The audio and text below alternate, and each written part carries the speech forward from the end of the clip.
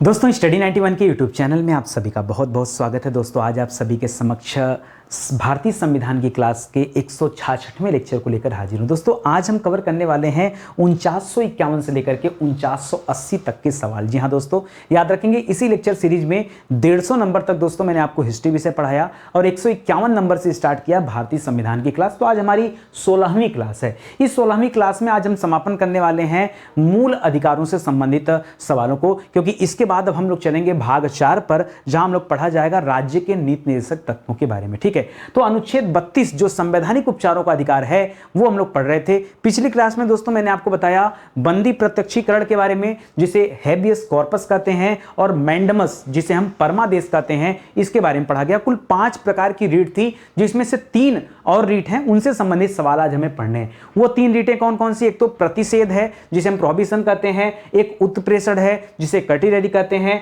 और तीसरा है अधिकार परीक्षा जिसे को वारंटो के नाम से जानते हैं। सवाल कैसे आते हैं, सवाल बताना तो और भी जरूरी है, क्योंकि आप ना कोई वीडियो तभी देखते हैं जब आपको यह लगता है कि नहीं वो वीडियो हमारे परीक्षा के लिए आवश्यक है, तभी दोस्तों आप वीडियो देखते हैं। समस्या ही बात की है। तो देखिए यहां पर क्या क्या सवाल आपसे पूछा जा सकता है। सवाल लिख रहा है किस रीट को जारी करना न्यायालय की विवेकाधीन शक्ति के अंतर्गत आता है, वो कौन सी रीट है? या फिर किन अनुच्छेदों के अंतर्गत दिए गए मूल अधिकारों का निलंबन नहीं हो सकता है? कौन सी रीट सिर्फ न्यायिक एवं अर्ध न्यायिक प्राधिकरणों के विरुद्ध ही जारी की जा सकती है? उच्च न्यायालय के विरुद्ध उच्चतम न्यायालय की कौन रीट जारी कर सकता है? कौन सी रीट जारी की जाती है? कौन सी रीट अधीनस्थ न्यायालयों के अधिकारिता को नियंत्रित करती है? कौन सी रीट एक प्रकार की न्यायिक रीट है? इस तरह के तमाम सवाल बनते हैं, लेकिन आप उन सवालों का सही जवाब दे पाते हैं कि नहीं, यह तो तभी पता चलेगा जब आप सवालों को हल करेंगे। ठीक है, तो चलिए आगे बढ़ते हैं और पढ़ना आरंभ करते हैं। देखिए आप लोगों के डिमांड पर ही दोस्तों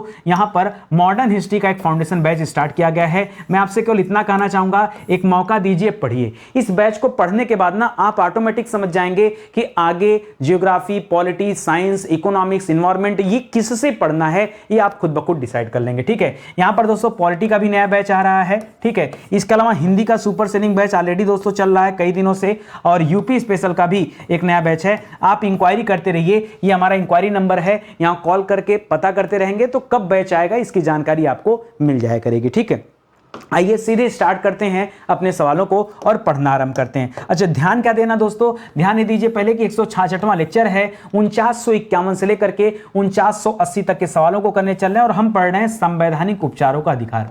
पहला सवाल क्या है, कह रहा है कौन सी रीट एक प्रकार से न्यायिक रीट है? न्यायिक रीट मतलब समझते हैं, न्यायिक रीट का तात्पर्य क्या दोस्तों? वैसे तो रीट की संख्या 5 है। ठीक है, अगर हम कुल रीट की बात कर दें कि कुल कितने प्रकार की रीट दोस्तों जारी की जाती है, तो आप पढ़ते हैं कुल रीट 5 प्रकार की होती। कौन कौन सी होती, एक बार रीड कर लीजिए।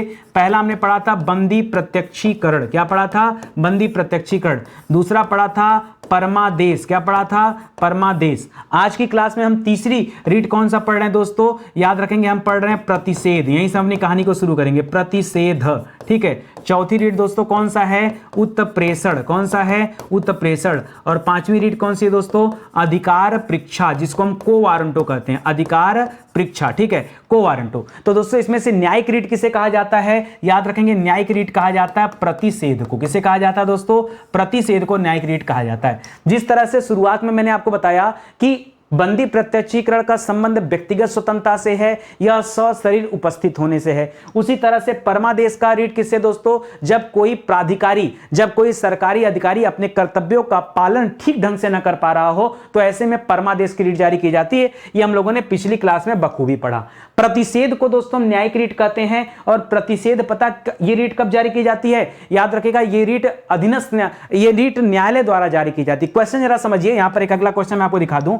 लिख रहा है कौन सी रीट अधीनस्थ न्यायालयों की अधिकारिता को नियंत्रित करता है? ठीक है, जो अधीनस्थ न्यायालय, देखिए अगर न्यायालय का क्रम देखेंगे तो सबसे टॉप पर कौन है? उच्चतम न्यायालय है। उसके नीचे कौन है? उच्च न्यायालय है। उसके नीचे कौन है दोस्तों? तो जिला एवं सत्र न्यायालय। तो जो छोटे न्यायालय हैं उनकी अधिकारिता को नियंत्रित कौन करता है दोस्तों? यही प्रतिषेध वाली रीट जो है यह नियंत्रित करती है। ठीक है, यही प्रतिषेध रीट। लिख रहा है कौन सी रीट तब जारी की जाती है जब कोई न्यायालय अपनी अधिकारिता से बाहर जाके काम करता है। क्यों भैया? अपनी अधिकारिता से बाहर जाके काम क्यों करना? अरे जब लोगों के जेब गर्म हो जाते हैं तो हर व्यक्ति अपनी अधिकारिता से बाहर जाकर दूसरे की हर संभव मदद करने का प्रयास करता है, लूफाल्स को यूज करने का प्रयास करता है, ये होता है ना। इसीलिए दोस्तों यहां पर प्रतिषेध रीट जारी किया जाता है। कारण क्या दोस्तों? कारण यह है कि जो आपके पद पर जितनी शक्ति आपके पास है, अगर उस शक्ति से ज्यादा आप प्रयोग कर रहे हैं तो दोस्तों वहीं पर यह प्रतिषेध रीट जारी किया जाता है। तो इसके लिए क्या फार्मूला बन सकता है? यानी आवश्यकता से अधिक शक्ति का प्रयोग करना, जहां पर आ जाएगा आप वहां पर क्या करेंगे? प्रतिषेध करेंगे। एक सवाल और देखिए, लिख रहा है कौन सी रीट तब जारी की जाती है जब अधिकारिता नहीं होते हुए भी अधिकारिता का प्रयोग किया जा रहा।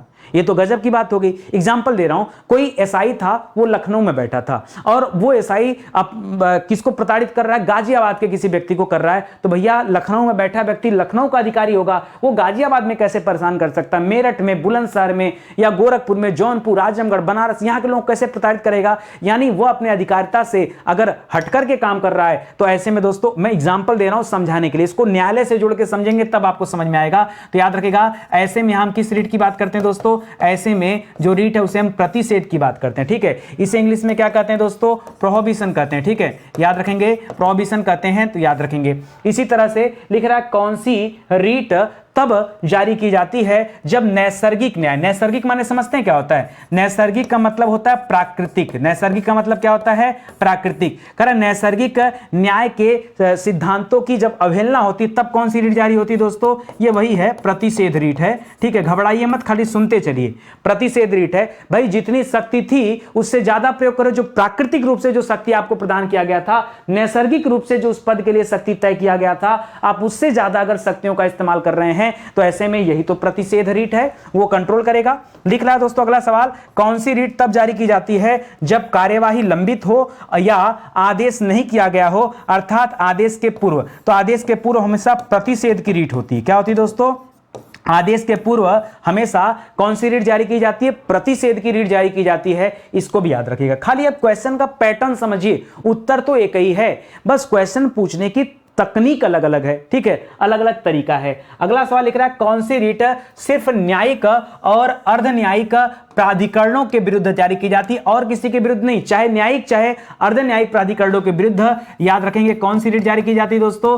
प्रतिषेध रीट। कौन सी रीट दोस्तों? ये प्रतिषेध रीट। ये और किसी के खिलाफ नहीं, सिर्फ न्यायिक और अर्ध न्यायिक की बात करेंगे, गैर न्यायिक की बात मत करिएगा। लिख रहा है कौन सी रीट प्रशासनिक प्राधिकरणों, विधायी न्यायिकों एवं निजी व्यक्तियों के विरुद्ध उपलब्ध नहीं है। तो दोस्तों यहां न्यायिक और न्यायिक और अर्ध न्यायिक की बात हुई है, यहां अन्य निजी व्यक्तियों की बात नहीं होती। प्रतिषेध जो है दोस्तों ये निजी व्यक्तियों के खिलाफ नहीं आ सकता। ठीक है, या प्रतिषेध जो है ये प्रशासनिक प्राधिकरण हो गया, विधायी निकाय हो गए, उनके खिलाफ भी नहीं जा सकते। इसे न्यायिक रीट इसलिए कहा जाता है क्योंकि यह सिर्फ और सिर्फ न्यायिक और अर्ध न्यायिक क्षेत्रों में लागू किए जाते हैं। न्यायिक और अर्ध न्यायिक क्षेत्र, सभी सरकारी अधिकारियों के ऊपर यह लागू नहीं है, सिर्फ न्यायिक वालों में जो न्याय करने का काम करते हैं। लिख रहा है कौन सी रीट निवारक एवं सुधारक दोनों का कार्य करती है? तो याद रखेंगे प्रतिषेध नहीं, उत्प्रेषण जो है दोस्तों ये कार्य करती है।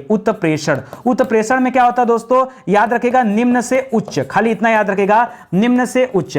कोई मामला है दोस्तों जो निम्न न्यायालय के पास है या किसी निम्न व्यक्ति के पास है, तो उससे मामला जब उच्च व्यक्ति के पास आता है उसी को उत्प्रेषण कहते हैं। ठीक है, और याद रखेगा ये उत्प्रेषण जो रीट है दोस्तों ये निवारक और सुधारात्मक दोनों प्रकार के कार्य करती है। ठीक है, ये कुछ सवालों को देखते हैं, सवाल देखते हैं कैसे पूछा जाता है। लेकिन उच्च न्यायालय के विरुद्ध उच्चतम न्यायालय कौन सी रीट जारी कर सकता है? अब उच्च न्यायालय छोटा है, उच्चतम न्यायालय उससे बड़ा है, तो यहां पर कौन सी रीट जारी कर सकता है दोस्तों? याद रखेंगे इसे उत्प्रेषण कहते हैं। क्या कहते हैं? उत्प्रेषण कहते हैं। इसे इंग्लिश में कर्टिलैरी कहते हैं, कर्टिलैरी। ठीक है, कर्टिलैरी कहते हैं दोस्तों, तो याद रखेंगे उत्प्रेषण याद रखिएगा। लिख रहा है कौन सी रीट अधिकांशतः किसी विवाद को निम्न न्यायालय से उच्च न्यायालय, खाली यही आपको ध्यान देना है कि हमें क्या महसूस हो जाए, कोई मामला निम्न से उच्च की तरफ अगर जाता हुआ नजर आ रहा है तो उत्तर हमेशा क्या आएगा?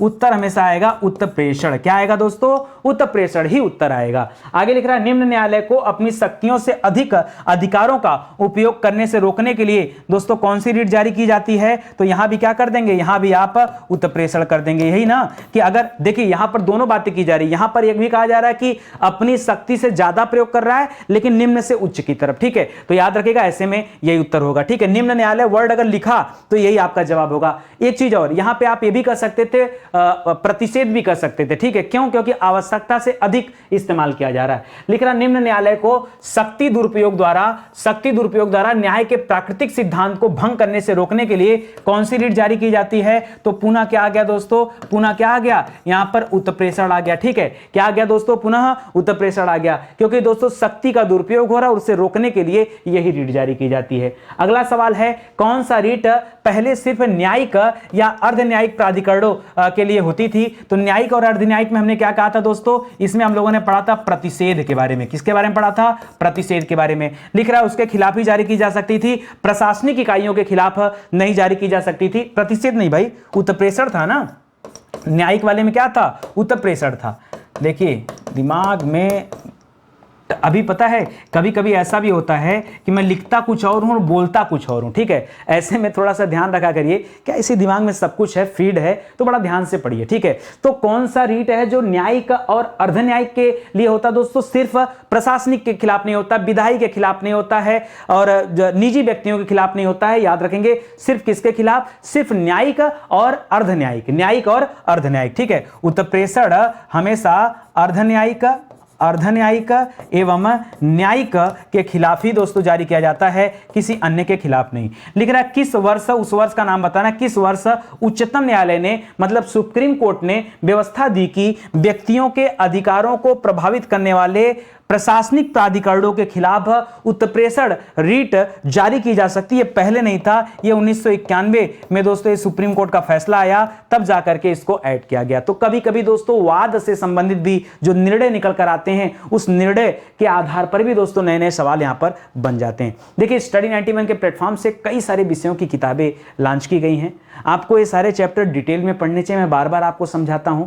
यहां पर हम लोग क्वेश्चन आंसर जरूर डिस्कस करते हैं, लेकिन अगर आप विस्तार से पढ़े होंगे तब क्वेश्चन आंसर हल करने का मजा ही अलग होता है। ठीक है, कोशिश करिएगा, इसका पीडीएफ तो फिलहाल मैं दे देता हूं, बट आप अपने कॉपी में नोट्स जरूर बनाइए, या किसी कोचिंग से अगर आपने पढ़ा है तो वहां देखिए कि वो चीजें मैच कर रही कि नहीं मैच कर रही हैं। ठीक है, नहीं मैच कर रही तो नए नए सवाल जहां पर आपको मिलते हैं वो नोट जरूर करिए, क्योंकि परीक्षा के टाइम रिवाइज करने में आपको आसानी मिलेगी। ठीक है, ये कई सारी किताबें हैं, इतनी किताब नहीं है। आप हमारे वेबसाइट पर आइए, हमारे एप्लीकेशन पर आइए, और भी किताबें आपको मिलेंगी, लेकिन जब समय देंगे तब। ठीक है, ये हमारा हेल्पलाइन नंबर दोस्तों, कॉल करके संपर्क कर सकते हैं कि सर किस तरह से ये किताबें ऑनलाइन खरीदी जा सकती हैं। तो आप हमारे वेबसाइट एप्लीकेशन से लीजिए, या फ्लिपकार्ट से ले लीजिए, मीशो से ले लीजिए और अमेजन से ले लीजिए, हर जगह किताबें अवेलेबल हैं, बस आप लेना चाहें तो। ठीक है, चलिए आगे बढ़िए दोस्तों। अगला सवाल लिख रहा है किस रीट की तरह उत्प्रेषण भी विधायी निकायों एवं निजी व्यक्तियों या निकायों के विरुद्ध उपलब्ध नहीं है। तो हमने अभी तक तो पढ़ा था कि उत्प्रेषण रीट जो है ये उपलब्ध नहीं रहता है, लेकिन उत्प्रेषण के साथ साथ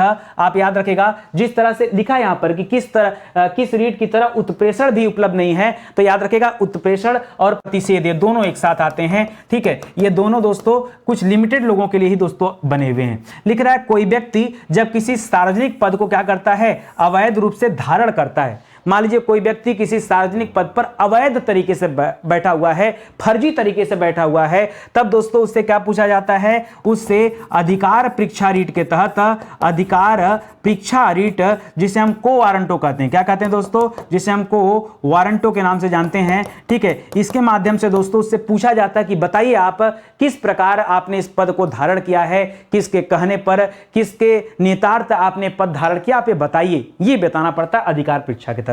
अब उसी संबंध में देखिए और भी सवाल है। लिख रहा किस रीट को जारी करना न्यायालय की विवेकाधीन शक्ति के अधीन है दोस्तों? तो न्यायालय अपने सोच के आधार पर, अपने विचार के आधार पर यह अधिकार परीक्षा की रीट जारी करती है। ठीक है, कौन सी रीट जारी करती है? अधिकार परीक्षा की रीट जारी करती है कि कोई भी अधिकारी यह बताए कि उसे किसने अपॉइंट किया है, उसका कार्य क्या है, उससे संबंधित तथ्यों के बारे में पूछ सकता है, कहीं उसका पद धारण करना फर्जी तो नहीं है, वह अवैध तरीके से किसी पद पर तो न बैठा है, वह अवैध तरीके से अपने शक्तियों का प्रयोग तो नहीं कर रहा है। इस सभी के संदर्भ में रीट कौन सी जारी होती है? अधिकार परीक्षा की रीट जारी की जाती है। ठीक है, और देखिए सवाल लिख रहा किस रीट का मुख्य उद्देश्य किसी व्यक्ति को किसी सार्वजनिक अथवा लोक पद को अवैध रूप से धारण करने से रोकना है? तो दोस्तों अधिकार परीक्षा रीट। ठीक है, अधिकार परीक्षा रीट के तहत ही दोस्तों उसको रोका जा सकता है।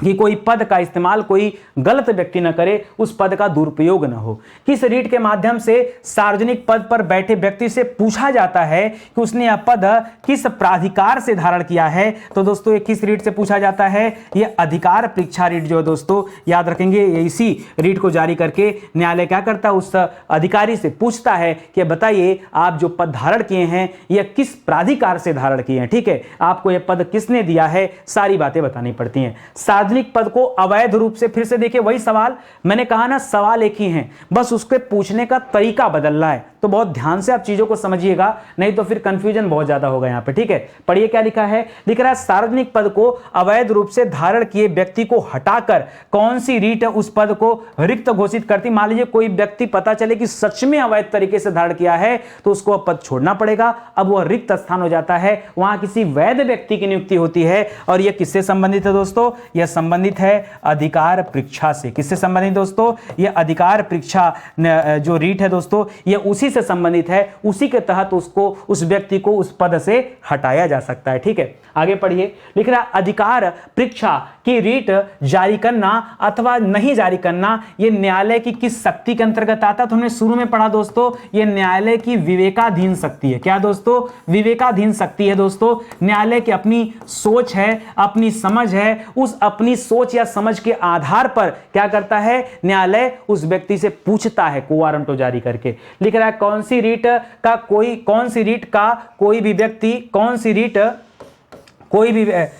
रीट के अनुसार कोई भी व्यक्ति अपने अधिकार के रूप में दावा नहीं कर सकता। नहीं, फिर से कुछ गड़बड़ हो रहा है। कौन सी रीट का कोई भी व्यक्ति, ये सही है काफी, ठीक है, तो याद रखेंगे कौन सी रीट का कोई भी व्यक्ति अपने अधिकार के रूप में दावा नहीं कर सकता है। अरे भाई पूछा गया तो वहां अधिकार के रूप में दावा क्या करोगे? आपको तो खुद ही बताना है कि आपने वो पद क्यों धारण किया है। ठीक है, तो वहां दावा करने वाला कोई बात बनती ही नहीं, तो यहां अधिकार परीक्षा याद रखेगा। खरा अनुच्छेद 352, रुकिए सर, अनुच्छेद 352 तो ये किसके बारे में बता रहा है? अनुच्छेद 352 में तो सर राष्ट्रीय आपातकाल के बारे में बताया गया। किसके बारे में? राष्ट्रीय आपातकाल के बारे में बताया गया। इसी तरह से अनुच्छेद 356 जो है उसमें संवैधानिक तंत्र के विफल होने की बात की गई कि अगर किसी राज्य में संवैधानिक तंत्र विफल हो जाए तो उस राज्य में आपातकाल लग जाएगा। भाई राज्यपाल कहेगा लगाने के लिए, तब राज्यपाल की संस्तुति पर राष्ट्रपति क्या करता है, उस राज्य में आपातकाल की घोषणा करता है। यहां पर फिलहाल राष्ट्रीय आपातकाल की बात हो रही, तो 352 के अंतर्गत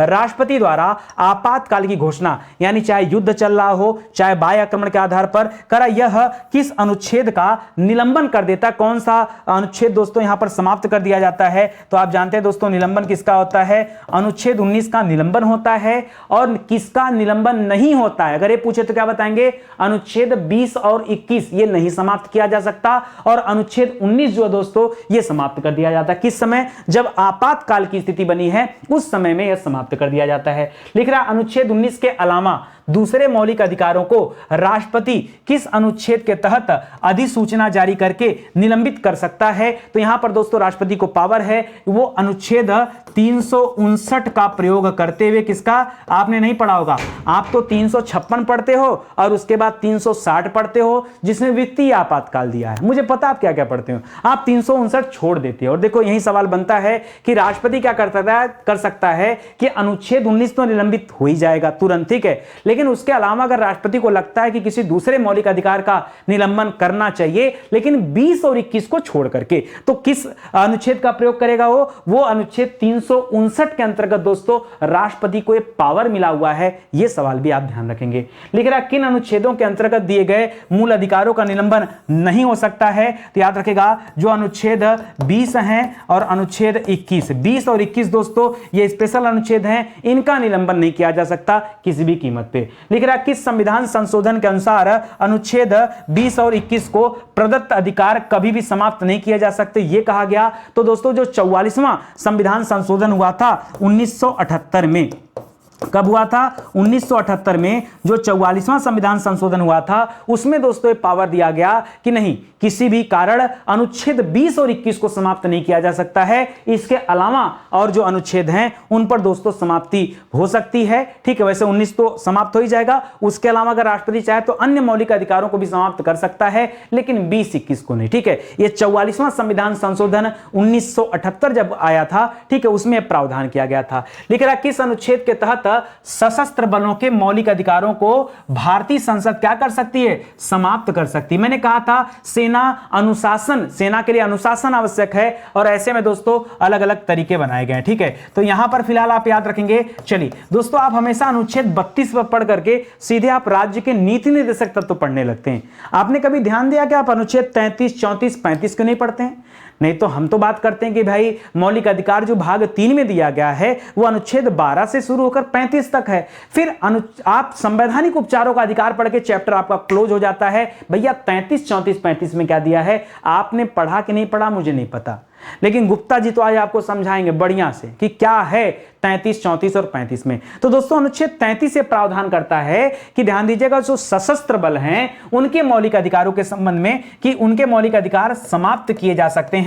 लेकिन एक कौन समाप्त कर सकता है, संसद समाप्त कर सकती है। संसद कानून बना करके समाप्त कर सकती है। किसके, जो सशस्त्र बल, हमारे देश में कई तरह के सशस्त्र बल हैं, उनके मौलिक अधिकार समाप्त किए जा सकते हैं। ठीक है, तो याद रखेंगे। लिख रहा किस अनुच्छेद के अंतर्गत मार्शल लॉ के प्रवर्तन के दौरान, किस मार्शल लॉ के प्रवर्तन के दौरान मौलिक अधिकारों के हनन पर संसद क्षतिपूर्ति करने की शक्ति रखती है। तो याद रखेंगे दोस्तों, यहां संबंधित है अनुच्छेद 34। यहां याद रखेगा, ये किस बारे में याद रखेंगे, खाली एक शब्द याद रखेगा, संसद द्वारा क्षतिपूर्ति। ठीक है, इतना याद रखेगा। मार्शल लॉ के प्रवर्तन के दौरान संसद द्वारा क्षतिपूर्ति, यह कहां बताया गया है, इसके बारे में चर्चा किया गया अनुच्छेद 34 में। और अनुच्छेद 35 क्या कहता, सुनिए, करा किस अनुच्छेद में कतिपय विशेष मूल अधिकारों को प्रभावी बनाने के लिए विधि निर्माण केवल संसद के क्षेत्राधिकार में होगा। यह दोस्तों मूल अधिकारों के संदर्भ में कहा गया, यह अनुच्छेद 35 में कहा गया कि मूल अधिकारों के संदर्भ में क्या करना है, अगर किसी विशेष मूल अधिकार के संबंध में कुछ विधि बनाना है, कानून बनाना है, तो ये पावर किसके पास होगा, ये पावर संसद के पास होगा। और कहां पर ये पावर दिया गया है, अनुच्छेद 35 में दिया गया है। जैसे नागरिकता से संबंधित चेंजेस करना हो तो संसद क्या कर सकती है, अनुच्छेद 11 का प्रयोग करके नागरिकता के प्रावधानों को बदल सकती है। उसी तरह से मूल अधिकारों के प्रावधानों में अगर कुछ चेंजेस करना है तो यहां अनुच्छेद 35 का प्रयोग करते हुए भारतीय संसद क्या कर सकती है, मूल अधिकारों के प्रावधानों में भी परिवर्तन कर सकती है। हालांकि मूल ढांचे में परिवर्तन नहीं होना चाहिए, ये कई वाद हुए थे, उसमें निर्णय निकल कर आया था, तो उस बात को ध्यान रखते हुए। ठीक है, तो दोस्तों इसी तरह से आज की भी क्लास समाप्त हो गई। बड़ी विडंबना है कि क्लास बड़ी जल्दी समाप्त हो जाती है, कई बच्चों के कमेंट भी मिलते रहते हैं, लेकिन ठीक भी है। आप याद रखिए, बहुत सारे लोग ऐसे हैं जो इसी 30 सवाल को पढ़ाने में घंटों लगा देते हैं, और हम तो हैं कि कम से कम आपका कम समय लेते हैं। भाई कम समय में ज़्यादा बेहतर मैटर मिल जाए, ये तो अच्छी आपकी बात के लिए ना। और रेगुलरिटी आप देखिए स्टडी 91 की, कहीं कोई संडे मंडे ट्यूसडे नहीं, कहीं कोई फेस्टिवल नहीं, एकदम एक धर्रे पे क्लास चल रही है। आप आइए ज्वाइन करिए। नितिन सर वापस आ चुके हैं, बीच में मैंने काफ़ी समय तक पढ़ाना बंद कर दिया था, उसके वजह से बहुत सारे बच्चे बड़े दूर चले गए। ठीक है, अब वापस आ रहे हैं धीरे धीरे, तो आइए आप पढ़ना शुरू करिए, घबराइए मत। अब नितिन सर आ गए हैं, कंटिन्यूटी के साथ दोस्तों क्लास चलती रहेगी। बहुत सारे विषय दोस्तों पहले मैंने यूट्यूब पर पूरी तरह से पढ़ा दिया गया है, ये उन्हीं के हैंड रिटन नोट्स हैं जो मैंने खुद तैयार किए हैं। बाकी किताबें खरीदेंगे तो भारत के किसी भी कोने में रहेंगे, किताब ऑर्डर करेंगे तो सीधा आपके घर जाएगी। कुछ बच्चों का होता है कि सर कैश ऑन डिलीवरी दे दीजिए, पैसा घर पहुंच जाएगा, किताब तब दे देंगे, 10, 20, 30 रुपए ज़्यादा ले लीजिएगा, लेकिन सर भेज दीजिए। तो भैया फ्लिपकार्ट है, वहाँ से ऑर्डर कर लो तो और अच्छी बात है, अमेजन से ऑर्डर कर लो, मीशो से ऑर्डर कर लो, तो आप वहाँ से परचेज कर सकते हैं। बाकी हमारे वेबसाइट से लेंगे तो 2 पैसा कम भी लगता है, लेकिन यही है कि प्रीपेड है हमारे यहाँ, पहले पेड करेंगे, बाद में दोस्तों आपकी किताब पहुंचेगी। ज़्यादा दिन लगता नहीं, कहीं भी ऑर्डर करेंगे किताब तो 4-5 दिन लगता है किताब पहुंचने में, फिर किताबें पहुंच जाएंगी। और पेड कोर्सेज तो बहुत शानदार हैं, मैं आपको विश्वास दिलाना चाहूंगा, ये जो क्लास देख रहे हैं ना, हमारे पेड कोर्स का 10% है, 10% है सिर्फ। आप कभी पेड कोर्स में आके देखिए, आपको लगेगा सर हम किस दुनिया में खोए थे, क्या क्या नितिन सर ने पढ़ाया, वो चीज़ें तो किताबों में भी नहीं मिलती है। और मेरा मानना है कि विषय को एक बार पढ़िए, बार बार मत पढ़िए। फिर आज संविधान पढ़ लिया, कल फिर बैठ गया संविधान पढ़ने, नहीं, एक बार पढ़ेंगे, कायदे से नोट्स बनाएंगे, उसके बाद इतना विधिवत तैयारी हो जाएगी कि हर परीक्षा हमारे लिए आसानी हो जाएगा। तभी तो कह रहा हूं कि ढेर सारा बैच मत खरीदिए ना, एक बैच लीजिए, संतुष्ट होइए तो दूसरा खरीदिए, न संतुष्ट होइए न खरीदिए, एकदम साफ सुथरा काम है। ठीक है, तो चलिए आज का सेशन ही समाप्त होता है, मिलते हैं दोस्तों अगले लेक्चर में। तब तक के लिए दोस्तों बहुत बहुत धन्यवाद आपका। एक निवेदन और है आपसे, लाइक करिएगा, कमेंट करिएगा और शेयर जरूर से करिए। देखिए आपका अपना चैनल है, प्रमोट करेंगे तो अच्छा लगेगा, कमेंट करेंगे तो और अच्छा लगेगा। मिलते हैं अगले लेक्चर में, तब तक के लिए बहुत बहुत धन्यवाद आपका। जय हिंद, जय Bharat, thank you so much.